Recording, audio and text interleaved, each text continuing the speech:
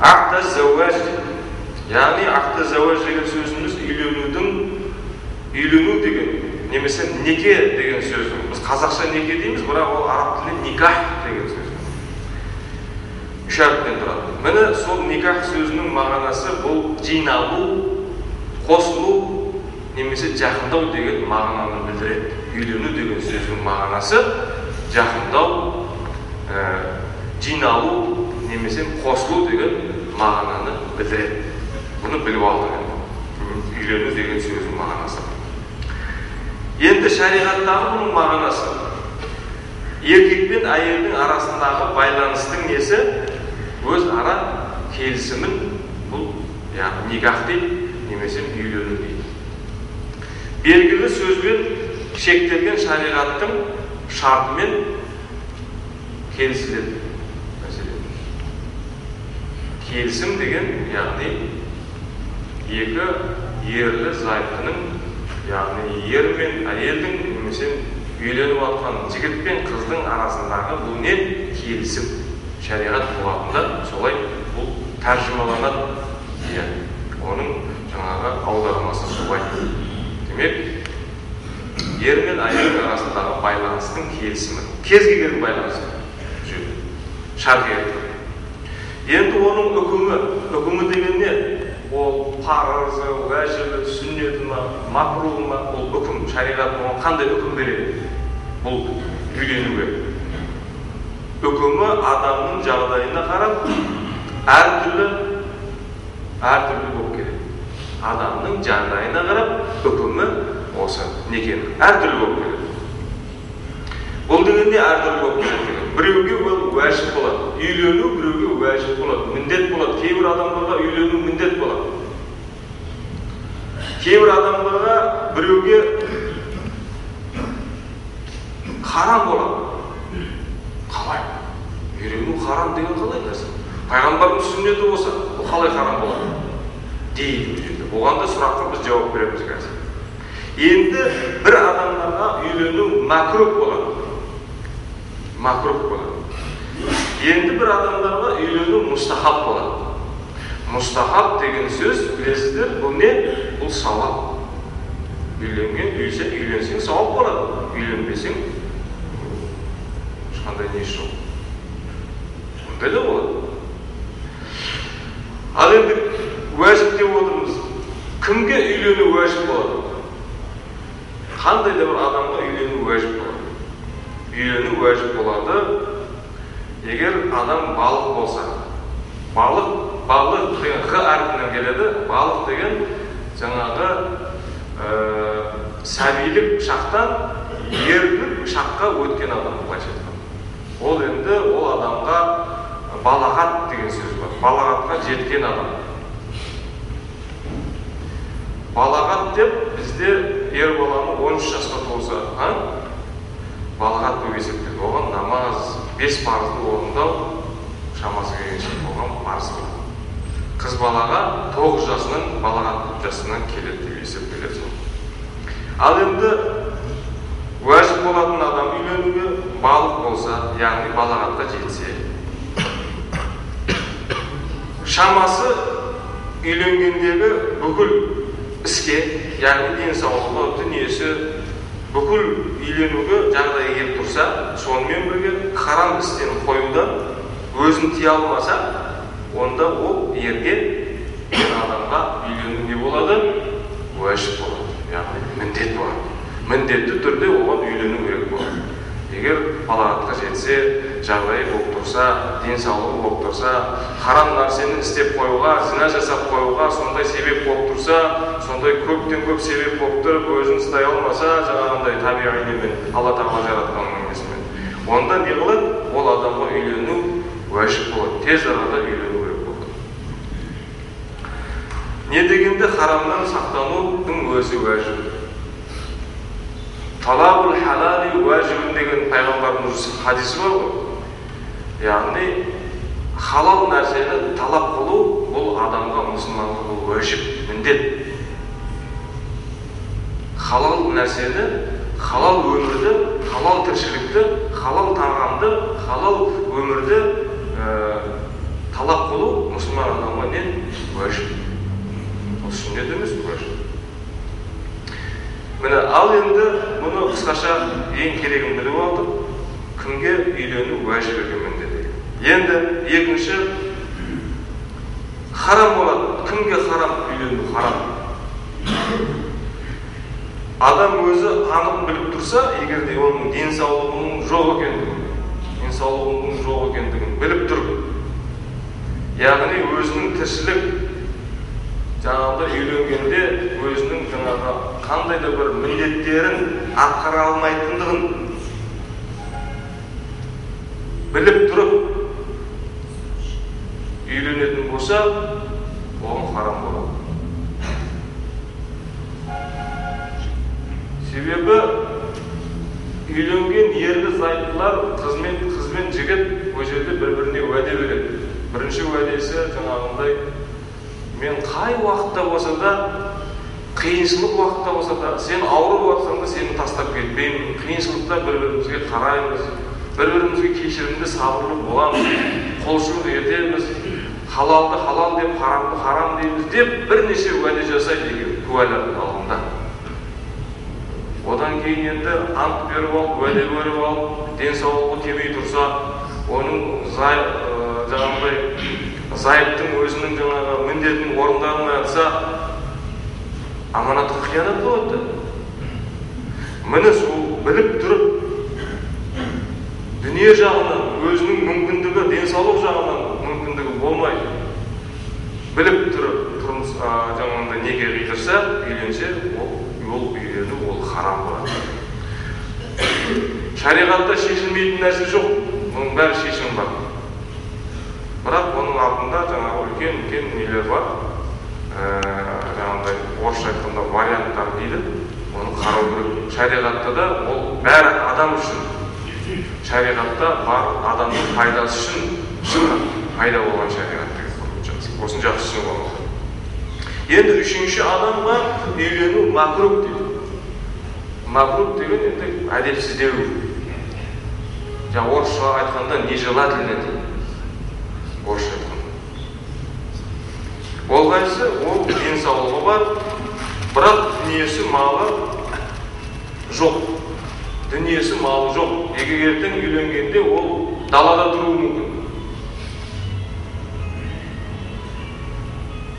Жаңағы несі мүмкіндігі жоқ, асырай алмайды. Біреуден қарыз сұрауға тура келеді, немесе сондай қиындықтар болады. Міне бұл адамға үйленуіне макрух. Мүмкін болса, кішкене қоя тұру керек, өзіне өзі келіп алып, мүмкіндік жасап, жұмыс істеп, кішкене дала сыпырса да, шөп жинаса да, әйтеуір сол мүмкіндік жасап, кішкене осы үйленгенде кішкене осындай бір нәпақамды тауып қояйын деп жинап, нәпақа махрын дайындап қою. Төртінші адамға бұл үйлену мұстахаб, сауап. Егер сол адамға үйленсе сауап болады. Ол күн, ол денсаулығы, мал мүлкі бар, бірақ ол өзі харамға түспейді, тақуа, ілім жолында жүрген адам. Анша-мұнша ондай харамға бармайтын адам.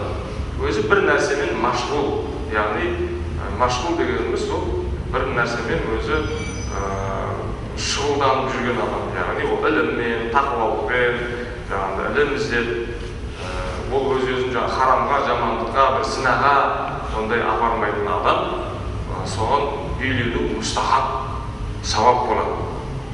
Себебі пайғамбарымыздың сүннеті ол үйлену.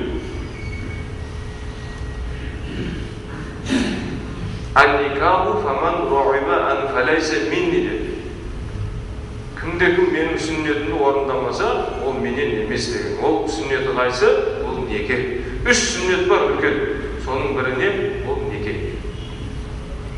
Сондықтан ол иманды, тақуа, ілім жолында жүрген адамға үйлену мұстахаб екен егерде.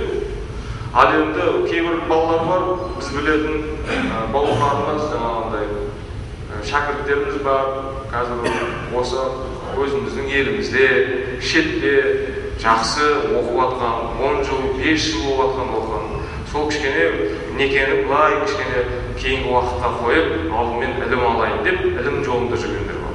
Бұларға да солай. Бұлар енді анша жамандыққа, зінаға, харам нәрсеге бармайтын адамдар, өздерін тыя алатын адамдар, мүмкіндіктері жаңағындай уақыттар бар. Бұларға үйлену мұстахаб. Енді бұл Құранда Ниса сүресінде 3-ші аятында айтылған, Рум сүресінде айтылған. Ал енді бұнда көптен көп жамағаттың арасында жүрген, ортасында жүрген көптен көп сауалдар, сондай әңгімелер бар. Мынау ер адамдар 2, 3, 4 әйелге дейін алуға мәселен. Осындай нелер сұрақтар бар. Бірақ біздің елімізде әлі бұл толып 2, 3, 4 әйел алуға біздің әлі елімізде Орта Азия деп айтуға да болады. Орта Азияда бұл әлі алған толып зерттелмеген. Себебі ойлайды кейбір ер адамдар, кейбір жігіттер дүнием болса болды деп ойлайды. Ол дүниемен еш нәрсе бітпейді. Ол жерде бірінші иман болу. Одан кейін бар ол ары қарай дүние, ер адамның әйелде хақысы бар. Оны қазір айтамыз. Әйелдің де ерде хақысы бар, оны өтеп тұру. Сондықтан біз толыққанды оған әлі біздің елімізде дайын емеспіз. Ол кейбір адамдардың, кейбір бір саналы адамдардың пікірі ол пікір емес. Сондықтан оны да ойлап қарау керек.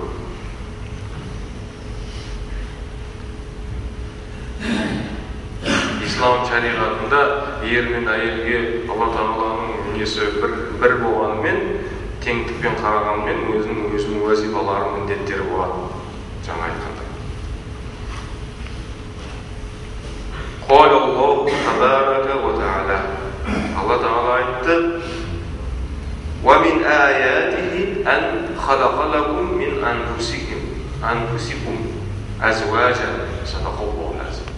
Алла Тағала Құранда Рум сүресінде сендерге болған тұрақтауларың үшін әйелдерге де өз жыныстарыңнан жұбайлар жаратып, араларына сүйіспеншілік, мейірімділік пайда қылғандығы да оның белгілерінен де. Алла Тағаланың берген неғматтарына ғой, оның белгілері де бар. Сөз жоқ, осылар да ойланған елге бір белгілері бар. Белгілері бұл не? Үйленген адамдан, бір адамнан екеу жақсы деген, екеуінен үшеу деген. Ол енді үйленген адамда рызық көбейеді, несібе көбейеді, жол ашылады жаңағындай. Жол ашылады деген ол бақытты өмірге, екінен бақытына кеңеледі. Өйткені зүрият болады, ұрпақ болады ертең. Артында дұға қылатын, жақсы салих амал жасайтын, соның жаңағы зүриятын, ұрпағын жалғастыратын, сондай ұрпақ болады деп, сол белгілер деген сөздің мағынасы, несінің мәнісі осында болып тұр.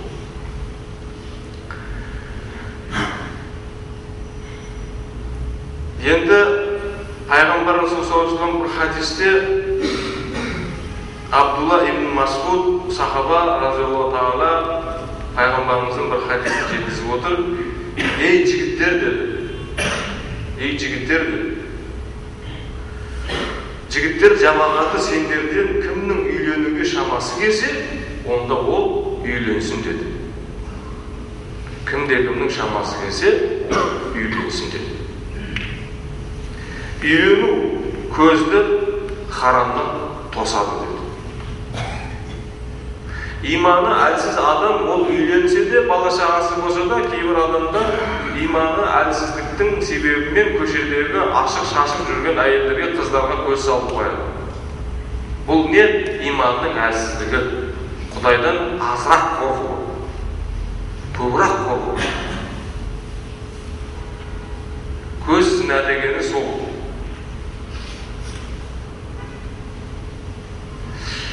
Қандай да бір ер адам деді Пайғамбар Расулullah, тесіліп әйелге қарайтын болса, жаман ниетпен, онда ол шайтанның оғына гіріптар болды деген сөз. грибтар деген ол шайтанның оғына не қылды дейді, жолыққан болып есептеледі. Демек шайтанның оғы жолыққан адам не? Оның иманын не қылады? Кетіреді. Иманын жойып кетеді. Сондай мағынамен айтылғанда. Сондықтан әйел баласына, қыз балаға тесіліп қарауға болмайды. Харам. Міне үйленіңдер, мүмкіндік шамаларың келсе үйленсін деп отыр. Үйлену көзді харамнан тосады. Ал ашық-шашық жүрген адам өзі жауап береді. Көзін бір рет түсіп кетсе, екінші қарап тесіліп қарама деп отыр. Шариғатта. Міне егер біреудің шамасы келмесе, үйленуге шамасы келмесе, оған ораза ұстау абзал дейді. Өйткені ораза ұстаған адам не қылады? Өзін әрбір жамандықтан, соның ішінде өзінің харам нәрседен, зинадан өзін не қылады? Тыяды. Ораза ұстаған адам.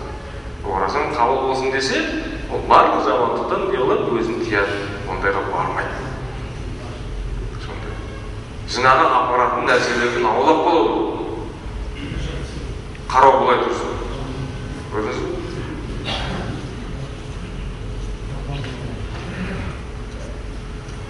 Және де ол ораза ұстаған адамның рухани байлығы не қылады? Көбейеді, күшейеді. Тағы да бір хадисте кімге Қала Расулullah саллаллаху алейхи ва саллям "Мен разақахуллах имраатин салихатин фақад а'ана аля шатри динаху ай аля нисфи динихи фальяттақилла фи шартил бақи." Садақта Расул. Пайғамбар Расул саллаллаху алейхи ва саллям бір хадисінде кімге Алла Тағала салиха, жақсы, көркем мінезді, жақсы, иманды әйел нәсіп етсе дейді.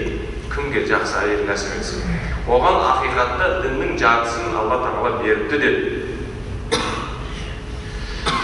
Кейбір ер адамдар бар, әйелдері бір имамға келіп, өмір жолдасы жаңағы әйелдері имамға келіп намаз оқыса, сол намаз оқығаннан намыстанатын ер адамдар бар. Қой, не қыласың намаз оқып дейтіндер. Пайғамбар Расулullah не айтып отыр? Кімге Алла Тағала салиха, яғни жақсы әйел нәсіп етсе, оған ақиқатта діннің жартысын беріп қойыпты. Исламның жартысы бар ол адамда деген сөз. Яғни ерінің діні жартысы. Оның жарты діні бар деген сөз. Қалған жартысында ол не болу керек еді ер адам? Ол Алладан қорқу керек еді. Өзінің бәндашілік міндетін орындау керек деген сөз. Алладан қорқу. Сондықтан жақсы әйел бұл үлкен байлық білген адам. Намаз оқыса, алхамдулилlah оқысын жақсы. Ұзын кисе киsin.